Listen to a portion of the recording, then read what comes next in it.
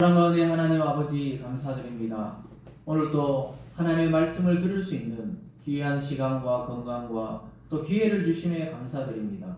하나님, 이 말씀이 오늘 나에게 하시는 하나님의 음성으로 듣는 놀라운 은혜가 있도록 축복하여 주시옵소서. 하나님, 어디에서도 듣지 못한 그 하나님이 우리의 응답이 되게 하시고 해답이 되게 하시고 예수 그리스도가 우리 인생의 가장 중요한 해답이 되게 하여 주셔서 오늘도 말씀으로 우리를 경성시켜 주시고 또 우리의 병든 몸과 마음을 치료하여 주시옵소서. 감사드리며 예수님 이름으로 기도드리옵나이다. 아멘. 오늘 본문의 내용을 중심으로 아들을 사랑하사라는 제목으로 말씀을 전가하겠습니다.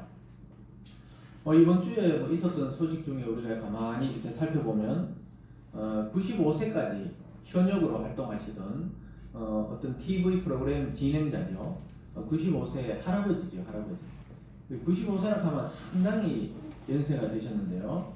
제가 옛날에 서울에 있을 때 오시던 원로 목사님의 또 원로 목사님, 그 교회를 창립했던 분이 96세까지, 97세인가까지 살다가 돌아가신 적이 있었습니다. 그 전날까지도 의식이 있고 말을 하고 대화를 하셨는데 새벽에 갑자기 그 보살피던 요양보호사께서 전화 오셔서 돌아가셨다.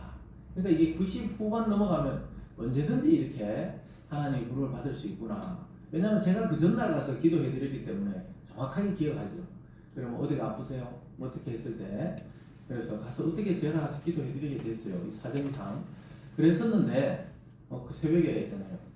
같이 갔던 장모님이 이거 오늘 밤 좀 위험하니까 혹시 무슨 일 있으면 전화해달라. 제가 볼 때는 아직 이렇게 좀 몸살 난 것 같고 일어나실 것 같았는데 그 장로님이 요양원이나 뭐 이런 걸 많이 예전에 운영해 보셨기 때문에 다 보시더니 조금 뭐 손도 보고 뭐 이렇게 하시더니 그럴 거다 이랬는데 딱 돌아가셨어요. 참 신기하게도 그렇더라고요. 근데 이번에 이분도 보니까 그 전날까지도 뭐 그 따님이고 같은 아파트에 있으니까 살다가 밥 먹고 갔고 또 이렇게 주무시다가 어디 화장실에서 근데 아침에 가보니까 식사하시러 안 오니까 그 시간에 가보니까 쓰러져서 옮겼는데 돌아가셨더라 이렇게 보는데 뭐 그 이야기를 하자고 하는 게 아니고 그 연세가 90세 이상 되면 언제든지 하나님의 부를 준비를 해야 되는구나 이런 생각도 해보면서 그분이 살아생전에 가장 가슴 아팠던 게 뭐냐면 그 어떤 방송에든지 자기가 출연해서 인터뷰하실 때 보면 늘 눈물 짓던 그 사건이 있었는데 자기 아들이 대학교 2학년 때 그 고등학교 한남대교를 오토바이 타고 가다가 뺑소니 트럭에 치여서 죽은 사건이 가장 자기가 슬퍼하시더라고요. 딸 둘에 아들 하나인데 그래서 그놈이 한참 이렇게 꼽힐 나이잖아요. 21에 그래가지고 한 3, 4일인가 뭐 며칠 있다가 수술했지만 결국은 죽었다. 그 이야기를 하면서 늘 눈물을 보이시더라고요. 몇십 년이 지나도 한 30년 지나고 인터뷰해도 그 아들 이야기가 나오면 그렇게 눈물을 흘리는 거 보면서 이 참 부모와 자식 이 관계는 뗄래야 뗄 수가 없구나. 그래서 제가 서울에 있을 때 어떤 권사님도 자기 따님이 돌아가신 지 한 30년이 지났는데도 자기가 그 생각만 가슴이 그렇다 이런 이야기를 하시더라고요. 그분 연세가 90에 가까워오는데 자기 딸이 아주 젊을 때 그랬다 이 말을 하면서 자기 부모와 자식은 뭔가 도대체 그런 생각을 해보게 되는데요. 그 어르신이 그 연세 많은 나이에 인터뷰할 때마다 그 돌아가신 지 얼마 안 됐을 때 인터뷰할 때도 그렇고 몇 년 전에 2, 3년 전에 인터뷰할 때도 자 그래서 아들을 참 얼마나 사랑하는지 우리가 옆에 있을 때는 잘 모르잖아요. 근데 그건 상실하고 나면은 그렇게 슬픈가 봐요. 그래서 참 어머니들은 더 하죠. 자기 뱃속에서 뭐 아버님도 마찬가지겠지만 어머니들은 자기 뱃속에서 나온 애가 상실되었다. 이 슬픔이 굉장히 크다고 그러더라고요. 왜냐하면 어머니들은 하나로 연결되어 있다고 생각하기 때문에 항상 이렇게 하나라고 생각하기 때문에 전혀 있잖아요. 이 1%도 남이라고 생각을 안 한답니다. 이 심리적으로도 자식이 시집을 갔든 늙었든 왜냐하면 어머니들이 90대면 딸도 60대고 막 이런데도 막 애같이 그냥 밥은 먹었냐 차 조심해라 맨날 이런다 그러잖아요. 그러니까 이게 다 하나로 연결이 되어 있는 거예요. 예전에 돌아가신 한수만 박사도 자기 아버님이 90세 넘었는데 아직도 야이야 밥은 먹었나 차는 잘 횡단보도 건널 때 조심해라 파란 불 때 건너고 빨간 불 때 서고 그 누구 모르나 이러면서 이제 자기가 지금 70, 60이 넘었는데 이랬었는데 이 아드님이 돌아간 그 사건을 참 가슴 아파하더라고요. 왜냐하면 그 수술 그 문틈 사이로 아들이 아빠 살려주세요, 아빠 살려주세요 이 소리밖에 기억이 안 난대요. 그 기계음 소리 막 그 수술하는 소리 들리는데 자기는 그 소리밖에 지금 그러면서 눈물을 뚝뚝 흘리시면서 그런데 아버지와 아들은 하나로 연결되어 있다는 거예요. 오늘 하나님이 지금 아들이고 저 아들이신 예수님과 하나님이 연결되어 있다고 지금 예수님이 이야기하듯이 연결되어 있다는 거예요. 물론 인간적인 어떤 구조로 생각하면 좀 오해할 수가 있지만 어쨌든 하나님 아버지와 아들 예수는 하나 되어 있는 거예요. 그 능력도 하나고 권능도 하나고 인간을 사랑하시는 것도 하나라는 것을 보여주고 있습니다. 제가 결혼해서 좀 살다 보니까 어느 날 부인이 딱 걸어가는 걸 뒷모습을 딱 보게 됐어요. 보고 있는데 완전히 그 장모님하고 걷는 모습이 똑같더라고요. 그래서 내가 자기 완전히 보니까 깜짝 놀랐다면서 이 걷는 폼이 똑같더라고요. 야, 이 자식이라는 게 그렇구나. 그 제가 또 어디 이래 시골에 가면 어른들이 누구 자식, 너 아버지 누구 아이가 이렇게 다 이야기를 했어요. 그래 내가 맞다고 그러면 아이고 근데 우리 형하고 저를 헷갈려 하시더라고요. 승규가 이렇게 얘기했는데 제 수국인데요. 그러면 똑같다 그러는 거예요. 저는 다 달라 보이는 줄 아는데 똑같다는 거예요. 그러니까 옛날에 어른들이 뭐라 그랬습니까? 시도두고 못한다. 참 똑같이 그래 생겼다는 거예요. 유전자 검사해보면 똑같거든. 그래서 그런 걸 보면서도 야 정말 똑같다 이런 생각을 해보게 됩니다. 그럼 마찬가지죠. 저도 어디 가면은 참 아이들이 있잖아요. 저하고 이 딸들이니까 잘 저랑 안 닮았는 줄 알잖아요. 근데 아빠 얼굴이 있네 하면서 그러더라고요. 그 딸들은 좀 싫어하대요. 자기는 엄마 닮았다고 계속 주장하던데 다들 그렇게 얼굴들이 닮아 있듯이 이것을 우리가 지금 요한복음에서 요한이 인간이 알아들을 수 있도록 지금 하나님의 영광을 받아서 이렇게 아들과 아버지의 관계로 예수님과 하나님을 설명하고 있는 것을 보게 됩니다. 그리고 저도 이렇게 살아가면서 어릴 때 아버님이 어떤 일을 했냐면 이 농사꾼이었거든요. 농사 짓는 걸 계속 보게 됐어요. 제가 이 기억나는 건 희미하게 기억이 막 비가 오는 대로 왜냐하면 그 논에 물이 넘치면 안 되니까 가서 또 물꼬를 틀어가고 마른 대로 또 경운기에 그 양수기에 물을 퍼가지고 막 땀을 뻘뻘 흘리면서 그냥 그 논에 물 주던 거. 그 너무 막 태양이 뜨겁잖아요. 그러면 낮에 일을 못 해요. 그럼 한밤중에 달빛 아래서 막 일을 하고 새벽같이 가서 일을 하고 그 겨울에는 또 농한기나 노는 줄 알았는데 노는 게 아니에요. 그 당시에는 땔감이 연탄이나 기름이 없으니까 맨날 산에 가서 막 이 나무에 지게짐에 나무를 해오던 그 모습이 지금도 지금 생각이 나요. 지금은 뭐 그 나무지게 못 지시겠죠. 저도 못 지지만은 그걸 맨날 이렇게 밤낮 없이 이렇게 일하던 것밖에 기억이 안 나요. 제가 아버지 하면 일하던 것밖에 기억이 안 나요. 맨날 팩짝 말라가지고 그 일터에 가시고 맨날 일하러 가시고 그밖에 기억이 안 난단 말이에요. 말씀을 듣고 있는 우리 여러분들도 부모를 딱 생각하면 어떤 생각이 나는 게 있을 거예요. 칼같이 새벽에 일어난다든가 이런 것을 기억하는 분들이 있을 거예요. 제 아내도 맨날 있잖아요. 새벽 기도하는 스타일이 아니잖아요. 그 교회를 안 다녔으니까 젊을 때. 근데 새벽같이 늘 일어나더라고요. 왜냐 봤더니 아버님 새벽같이 일어나가지고 그 습관이 있잖아요. 아주 무서운 겁니다. 저희 아버님이나 뭐 그 아버님 세대에 학교를 제대로 다닌 분이 거의 없잖아요. 그 어떻게 농사 기술을 익혔습니까? 늘 그 할아버지인데 본 게 그거잖아요. 봄 되면 씨를 뿌리고 김을 메고 또 여름 되면은 그 물을 넣어야 되고 또 어떨 때 되면 늦기 전에 너무 이 나락이 너무 익기 전에 이 추수를 해가지고 탈곡을 해야 이 벼가 가장 좋은 쌀을 얻을 수 있으니까 그걸 어떻게 알았겠어요? 네? 뭐 농고를 나오고 농대를 나온 것도 아닌데 농사를 잘 짓는단 말이에요. 처음부 아버지 걸 보고 그냥 하는 거예요. 어른들도 보고 그런 게 훨씬 학교 가서 책 보고 하는 것보다 훨씬 잘 습득이 되어 있다는 것입니다. 근데 오늘 예수님이 내가 하나님 나라에서 전부 보고 듣고 한 게 뭐냐? 병 고치고 사람을 위해서 구원하고 귀신을 떠나게 하고 이거 전부 하나님이 하시는 일을 자기가 하고 있다. 왜 오늘 이 말씀하셨냐면 베데스다 목가에서 지난주에 38년 된 병자를 고쳤는데 사람들은 그것에 대해서 감사하거나 하나님께 영광 돌리는 게 아니고 안식일날 이거 해도 되나? 안 해도 되나? 이 문제로 막 따지고 있는 거예요. 사람이 살았으면 참 기뻐하고 즐거워하고 이 고친 사람이 누구냐? 예수님이다. 그러면 자기들도 막 병자들이 몰려와 고쳐주세요 해야 되는데 이 지금 유대인들은 안식일에 이 일을 해도 되냐? 안 해도 되냐? 이 법 가지고 사람을 살리라고 만든 법인데 그 사람을 살리라는 법으로 막 사람을 정죄하는 거예요. 그래서 예수님이 오늘 설명을 쫙 하는 장면이 오늘 후반부에서 계속 나오고 있는 것입니다. 그래서 안식일에 병을 고쳐도 되냐? 안식일에 또 병자가 일어나서 자리를 들고 일어나도 되냐? 막 이런 논쟁을 하니까 예수님이 자기가 누구신지를 오늘 밝히는 거예요. 그래서 우리 기독교의 아주 기본적인 진리, 아주 중요한 진리가 오늘 예수님 말씀 속에 다 등장하고 있습니다. 오늘 말씀을 잘 들으면은 야, 기독교가 뭐고 예수는 누군지 이것에 대해서 깨닫게 돼요. 핵심적으로 보면 예수는 하나님의 아들이라고 예수님이 이야기해요. 친아버지라고 이야기를 해요. 인간이 그렇게 하나님을 자기 아버지라 말할 수 있는 사람이 없었거든요, 그동안.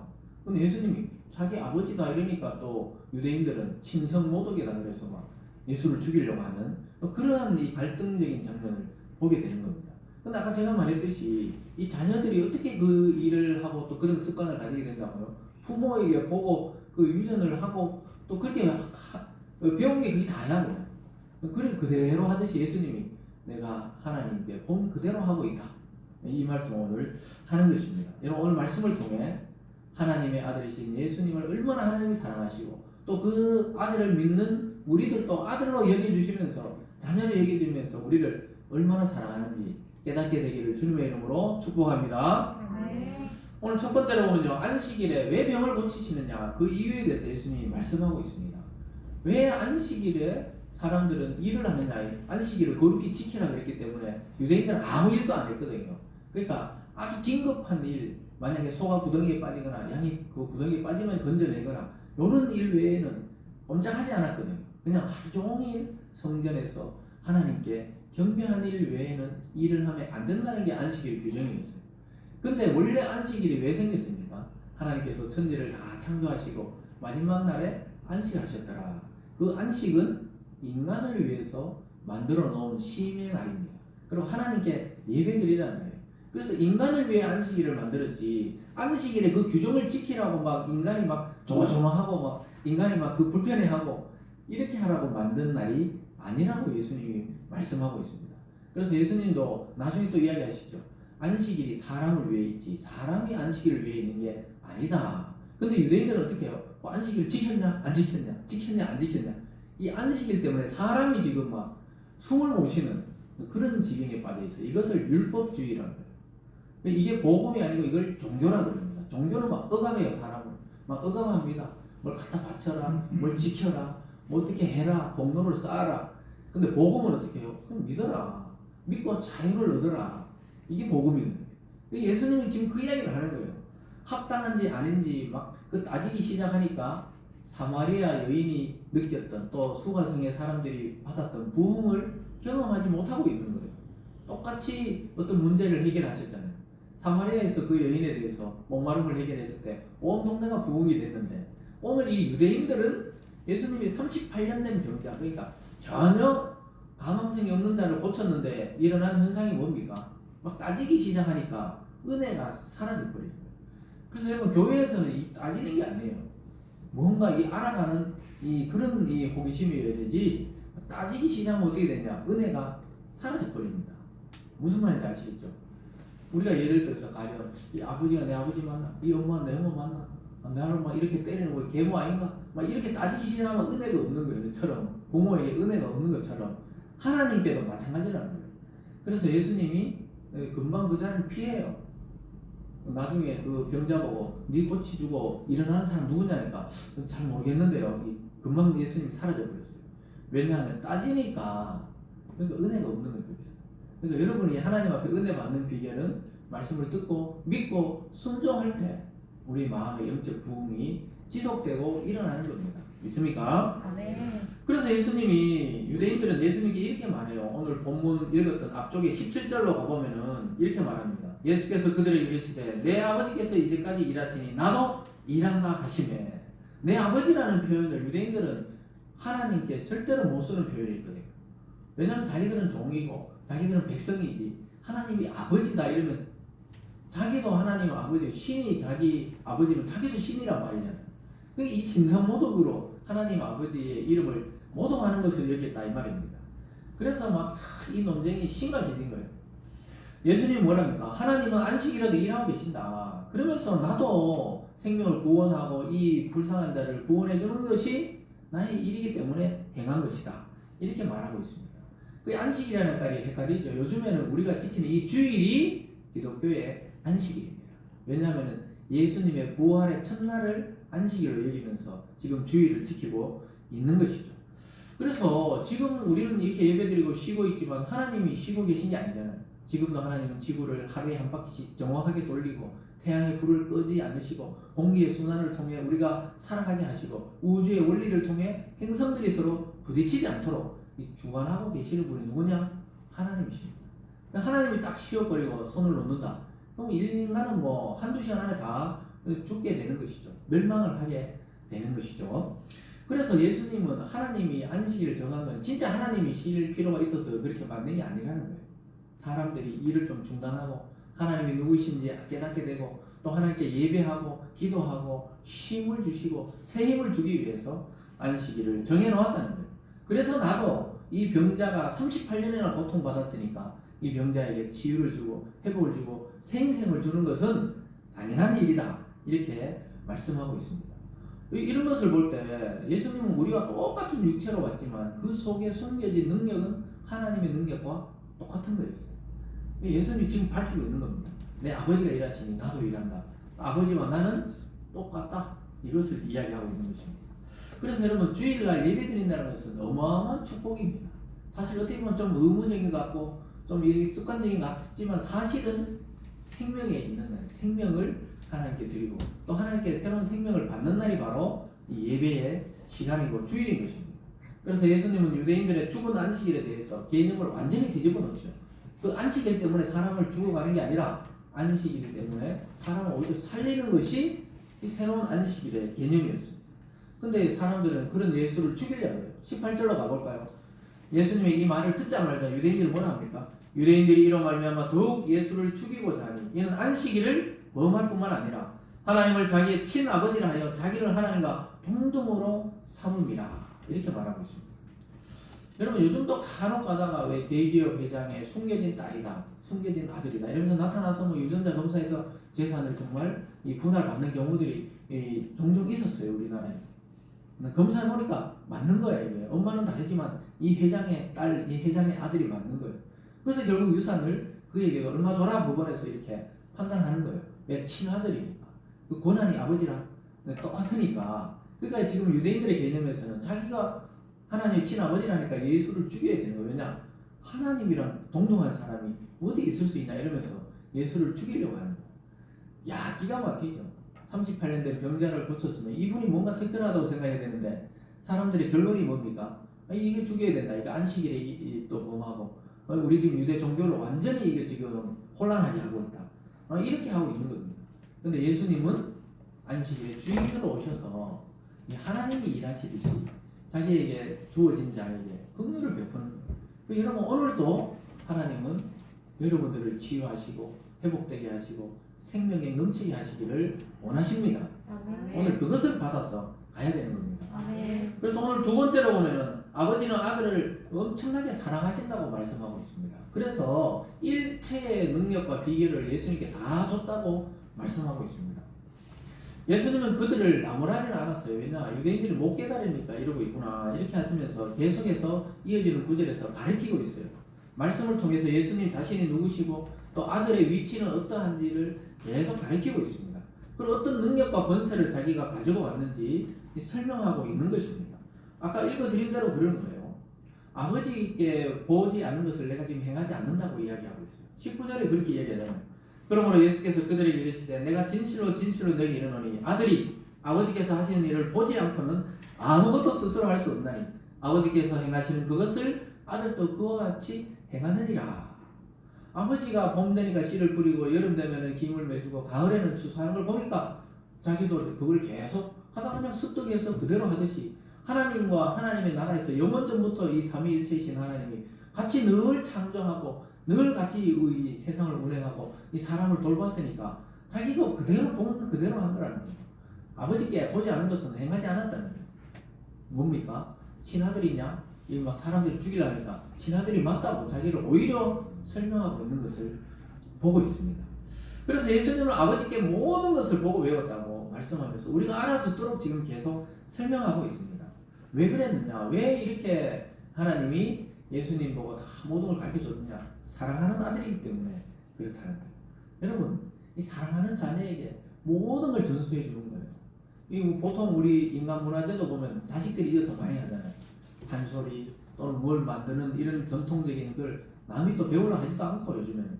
그러다 보니까 자기 자녀가 그걸 전수해가지고 또 인간 문화재가 되기도 하고 그런 걸 보게 되면 아버지가 다 전수해 주는 거예요. 너무 기특하니까.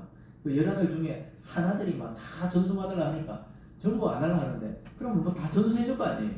그렇게 사랑하기 때문에 하나님께 자기에게 권한을 다 주셨다. 예수님이 이렇게 설명합니다. 20절을 같이 읽어봅니다. 시작. 아버지께서 아들을 사랑하사 자기가 행하시는 것을 다 아들에게 보이시고 또 그보다 더 큰 일을 보이사 너희로 놀랍게 여기게 하시리라. 여러분, 사랑하면 모든 걸 쏟아붓습니다. 근데 사랑한다 하면서 쏟아붓지 않는 것은 거짓말이에요. 여러분, 사랑하면 자기 생명도 막 이렇게 바치려고 하는 것이 이 정상적인 감정입니다. 그러니까 하나님이 이 아들을 예수를 얼마나 사랑했는지 모든 것을 사랑하사 자기에게 모든 걸 가르쳐 줬다는 겁니다. 그리고 보이셨다는 거예요. 그리고 앞으로 너희들 앞에 더 큰 일도 하게 하겠다 이렇게 말합니다. 더 큰 일이 뭡니까? 병 고치는 것보다 더 큰 일은 인간을 구원하는 것이 더 큰 일입니다. 죄에 빠진 인간을 영원한 생명으로 옮겨 놓는 것이 가장 큰 일이라는 것을 설명하고 있습니다. 저와 여러분은 어떨 때 기도해도 병이 안 고쳐지기도 하고 기도 응답이 없기도 하지만 실제로는 그보다 더 큰 걸 받았어요. 예수 믿고 구원에 이르게 된 줄 믿습니다. 그래서 이것이 가장 큰 일이라는 것을 앞으로 보여주고 있습니다. 하나도 빠짐없이 하나님께서 아들이신 자신에게 다 보이셨다고 말하고 있습니다. 이 말을 우리가 끌어서 삼위일체라고 말할 수가 있죠. 하나님과 아들이 일체되어 있다는 거예요. 아버지의 일이 아들의 일이고 아들의 일이 아버지의 일이다. 그 일체되어 있다는 겁니다. 무슨 말씀인지 따라오시죠. 그러니까 자기가 사랑하는 아들이 있으면 만약 기술을 전수해야 되면 100%다 가르쳐주지 하나는 딱 넘겨놓고 돌아가시고 이러지는 않는단 말이에요. 100개 있으면 100개를 다 가르쳐주고 돌아가셔야 되지 사랑한다 하면서 뭐 한 50개만 가르쳐주고 이러면 이게 사랑하는 게 아니잖아요. 전체를 다 가르쳐주고 전수해주고 이렇게 돌아가시는 거죠. 그러니까 하나님이 예수님을 이 땅에 육체로 보내실 때 이 육체 속에 이 그 능력을 하나님과 동일한 능력을 가지고 이 땅에 보내는 거예요. 그것이 우리와 다르다면 다른 부분입니다. 예수님도 육체가 있어서 피곤하시기도 하고 시장하시기도 하고 슬퍼하시기도 했지만은 그 능력을 발휘할 때 보면 하나님과 똑같아요. 바람을 잠잠케 합니다. 그리고 떡 5개로 5,000명을 먹이기도 합니다. 무리를 걷기도 합니다. 이게 어떻게 가능하냐? 하나님이 이 세상을 주관하듯이 예수님도 이 모든 만물을 주관하는 능력이 가져있기 때문에 그런 거예요. 마술이나 요술이 아니고 이 창조자라서 그걸 권능을 가지고 있기 때문에 그렇습니다. 그래서 인간에게 가장 중요한 문제가 무엇입니까? 뭐 병이 났다가 병을 고치는 겁니까? 그것도 아주 중요한 문제지만 핵심은 아니에요. 그러면 학교를 좋은 학교로 들어가서 아이들을 막 좋은 학교 입학하고 이런 게 가장 중요합니까? 그 당시에 보면 중요한 문제 같지만 길게 볼 때 그것도 핵심적인 문제는 아니에요. 그럼 우리가 좋은 직장이나 사업을 해서 막 돈을 많이 버는 거 안 버는 것보다 훨씬 좋죠. 그러나 그것이 또 핵심적인 인생의 문제가 아니라고 지금 말씀하고 있습니다. 제일 중요한 문제가 다가오고 있어요. 그게 뭡니까? 모든 인간에게 다가오고 있는 게 뭡니까? 죽음이 착착착착착 지금 다가오고 있어요. 예전에는 뭐 나이 순서대로 그러지만 요즘은 막 사고 나기도 하고 또 어떤 이상한 인간이 막 불 질러가 막 사람이 죽기도 하고 그러잖아요. 할걸 대없이 또 그 불을 질러가지고 안 그래도 불에 대한 트라우마가 있는데 옛날에는 막 지하철에 또 막 누가 기름 뿌려가지고 했는데 이번에는 막 억울해도 그렇게 풀면 안 되는데 사람이 돌면은 이 짐승같이 그냥 자기가 죽을 때 막 여러 사람 같이 죽고 싶은지 몰라도 그래 가슴 아픈 소식을 들었잖아요. 전에 들었는데 그 청년 한 명이 돌아가셨는데 그 목사님 따님이에요. 또 그 근무하는 분이 울릉도에서 목회하신다는데 그 소식을 들었는데 저희가 다니는 그 동부교회 청년인데 그래서 그 그냥 불에 타 죽은 거예요. 참 너무 가슴으로 눈물이 나더라고요. 눈물이 나. 그 목회를 그 섬에서 하고 계시는데 참 그래가지고 참 안 그래도 그 사건 났을 때 제가 운전해 가면서 이 뉴스로 듣고는 야 이거 혹시 왜냐면 7명 돌아가셨다면 우리가 있잖아요. 대구에 뭐 한 다리 건너면 아는 사람일 수 있거든요. 이게 전에 들은 소식인데 아이고 그래 고마 제 자네들은 동부교회 저 청년이라 그러더라고요. 근데 대학 졸업하고 똑똑한 딸인데, 그것도 딸인데 얼마나 가슴 아픈지 모르겠어요. 그래가지고 거기서 참 그 공부 열심히 해가지고 그 훌륭하게 있잖아요. 이게 공부도 잘하고 이렇다는데 그 고마 있잖아요. 그 아무 생각 없이 근무하고 있었을 거 아니에요. 참 그러니까 이런 아픈 일이 일어난다는 거죠. 이 사람이 참 이게 타락되면 이게 진짜 짐승만도 못하게 이렇게 왜 그런지 모르겠어요. 참 이런 일이 안 일어나야 되는데 우리가 하나님 뜻은 알 수 없지만 참 위로가 필요하겠구나. 왜냐하면 저도 딸 둘 키우는데 아유 그 목사님이 얼마나 그 낙심하고 참 하나님 위로가 필요하겠죠. 어쨌든 간에 우리 인생의 문제는 그렇다는 거예요. 갑자기 죽음을 그 하나님 뜻을 다 할 수 없죠. 어릴 때 죽기도 하고 청년 때 죽기도 하고 장년 때 죽기도 하고 또 연세 많아가지고 아까 말했듯이 원로 목사님처럼 뭐 97세 돌아가시기도 하고 그렇지만 죽는 거는 다 똑같은 거예요. 이 문제를 해결하지 않고 어떻게 인간이 행복을 누릴 수 있겠어요? 어느 한 구석에인가 늘 불안이 있는 거예요. 근데 예수님이 그것을 해결하겠다고 지금 말씀하고 있습니다. 할렐루야. 그래서 인간은 죄로 인해서 도저히 구원받을 수 없는 존재입니다. 그런데 보이지 않던 이 구원의 문제, 우리의 이 영원한 생명에 관한 문제를 해결하러 누가 오셨냐? 예수님이 육체가 되어가지고 이 땅에 오셨다는 사실입니다. 여러분 이것이 제일 크고 제일 중요한 일이라고 말씀하고 있습니다. 여러분 인간은 영적으로 철저하게 죽어 있어요. 예수 안 믿는 자는 전부 죽어 있습니다. 살아있다 하나 죽어 있는 거예요. 그 뭐냐? 하나님과 관계가 끊어져 있는 거예요. 부모 잃어버린 고아처럼 하나님을 잃어버린 영적 고아로 계속 살아가고 있는 거예요. 그걸 누가 연결해 줬냐? 예수님이 우리를 찾아오셔서 구원해서 하나님과 다시 아버지구나. 나를 창조하신 아버지구나. 내가 갈 나라는 저 나라다. 이것을 확신을 주면서 죽음도 두렵지 않게 되고 노화도 두렵지 않고 하늘의 소망을 우리에게 주셨던 것입니다. 24절에서 이렇게 말씀하고 있어요. 내가 진실로 진실로 너희에게 이르노니 내 말을 듣고 또 나 보내신 이를 믿는 자는 영생을 얻었고 심판에 이르지 아니하나니 사망에서 생명으로 옮겼느니라. 이렇게 나오잖아요. 영생을 얻었고 이 말은 완료형입니다. 완료. 이미 얻었다는 거예요. 예수 믿는 사람. 믿습니까? 네. 얻었고 이거 확신해야 됩니다. 사탄은 계속 아니다. 죽으면 끝이다. 야 구원도 없고 천국도 없고 지옥도 없다. 이게 계속 사탄이 우리에게 주는 생각입니다. 근데 성경을 보면요. 천국도 있고 지옥도 있고 영생도 있고 새하늘과 새 땅의 이야기도 있고 그렇게 이야기를 하고 있는 거예요. 누구 말을 믿어야 되는 거예요? 영원하신 하나님의 말씀을 믿어야 인생에 속지를 않는 겁니다. 믿습니까? 영생을 얻었고 이러잖아요. 그 이름을 믿는 자, 내 말을 듣고, 그러니까 예수님의 말씀을 듣고 나 보내신 이가 누구예요? 하나님을 믿는 자는 영생을 얻었다는 거예요. 이미. 그리고 우리가 이 땅에서부터 이미 영생이 시작된 줄 믿습니다. 아멘. 그래서 이게 접붙임을 받은 거예요. 이미 영생에. 예수님과 함께 접붙임을 받은 겁니다. 그런 사람은 어떻게 해요? 사망에서 생명으로 옮겼다고 말씀하고 있습니다. 사망에서 생명으로 옮겼습니다. 여러분 옮겼단 말이 뭡니까? 사망에서 생명으로 옮겼단 말이 사망으로 우리가 끝날 인생이었다는 거예요. 아담 안에서는 모든 사람이 죽습니다. 아담이 타락하고는 아담 안의 후손들은 전부 죽게 되어 있어요. 그런데 예수님 안에서 뭐요? 생명으로 옮겨가게 됐다는 거예요. 예를 들어서 이 집에 살다가 이쪽으로 이사를 간 거예요. 사망의 집에 살다가 생명의 집으로 이사를 가게